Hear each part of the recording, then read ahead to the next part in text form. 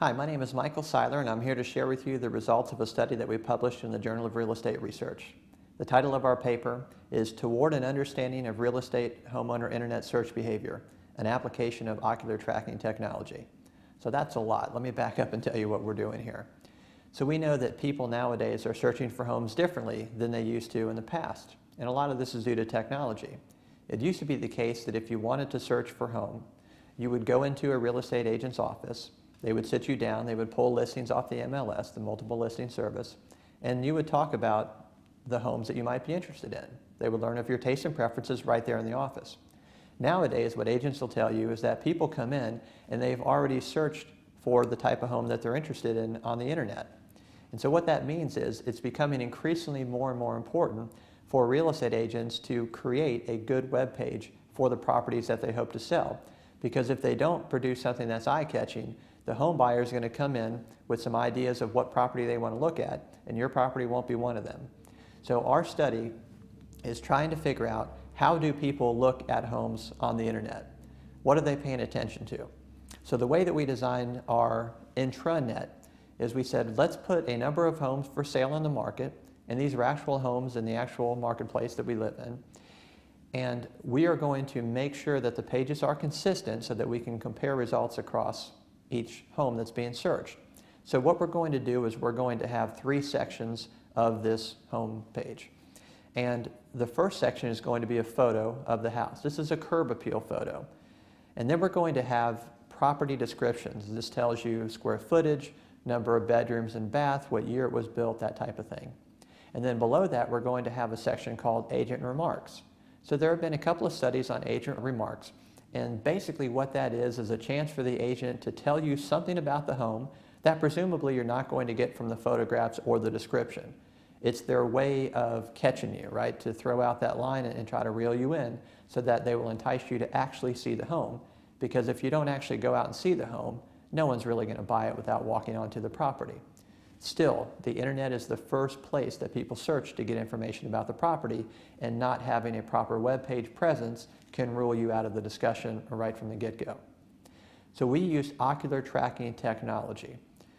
What that means is we have a set of glasses that you would put on your eyes, and these glasses are looking at your pupils. So we can know exactly where you are looking at our computer screen at all points in time as you're looking for homes on our internet, which is our intranet, because everything we have is contained so that we can perfectly measure and quantify everything. So here's what we find. First of all, people get bored relatively quickly when they're searching for homes on the internet. They're going to spend the majority of their time on that first house, and then the second house they're going to spend about half that time. And then from there it kind of trickles off. So pretty much you want to be seen relatively quickly in your search. You want to come up very, very soon, because people tire as they're looking for homes. One home tends to bleed into the other, and if you ask them to go back and describe the 4th home they saw, they're going to do very poorly on that test because they just started really blowing through the homes at some point. Now within that page, where do they look? What do they focus on?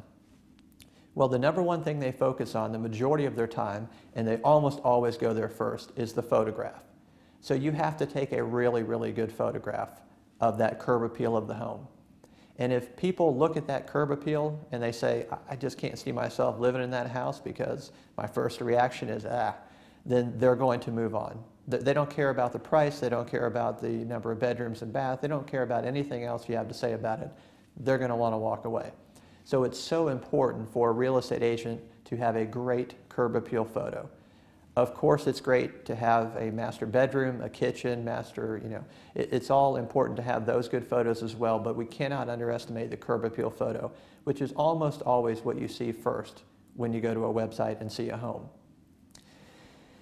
The reason why I focus on this so much is not just because people look at the photograph so hard, but because I see a violation of this if you go onto anyone's website.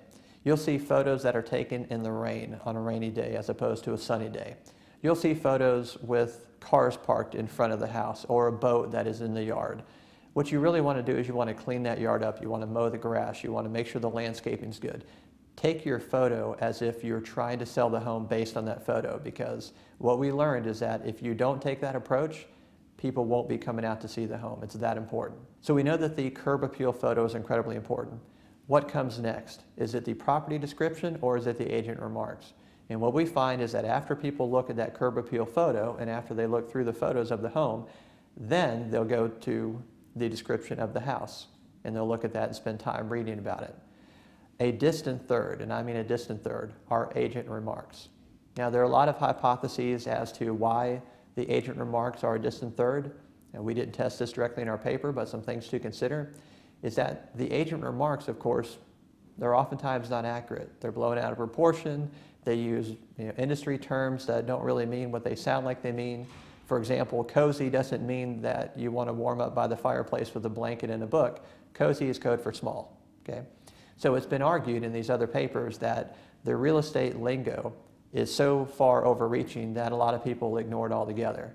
But again, we didn't test that directly in our study. But we did find that as you're looking at a photo, we measure fixation duration, which is how long you look at it. We measure something called saccade amplitude, which is how far your eye rotates in between your fixation points, and also how many fixation points you have directly relate to how much you like that home. So those are the high-level overview findings of our study. If you'd like to know more about it, please go to our website. Thank you.